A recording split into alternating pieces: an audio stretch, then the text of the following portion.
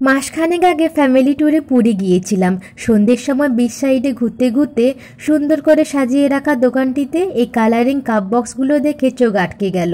এটা হলো খোয়া রাবড়ি, যেটা এইভাবে ছোট্ট ছোট্ট কাপ বক্সগুলিতে সাজানো, আর ওপর থেকে দেওয়া আছে রেড, গ্রিন, ইয়েলো কালারের টুটিপুটি।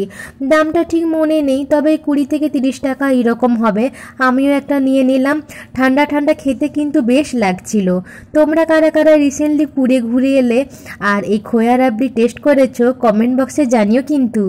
পুরীতে সন্ধ্যাবেলায় বিচ সাইডে ঘুরতে ঘুরতে দেখলাম অনেকগুলোই চিলি পকোড়ার দোকান। দাঁড়িয়ে দেখি লঙ্কাগুলোকে ছুরি দিয়ে লম্বালম্বি কেটে বেসনের কোটিংয়ে ডুবিয়ে নিয়ে গরম তেলে ভেজে তুলছে, আর নিমেষেই সব বিক্রি হয়ে গিয়ে ফাঁকা হয়ে যাচ্ছে। আমরাও এক প্লেট গরম গরম নিয়ে নিলাম। তবে আমরা যেভাবে ভেতরে পুর ভরে ফ্রাই করি এটা সেটা নয়, নর্মালি ফ্রাই করা, ভেতরটা ফাঁপা। এইগুলো পার পিস 5 টাকা করে।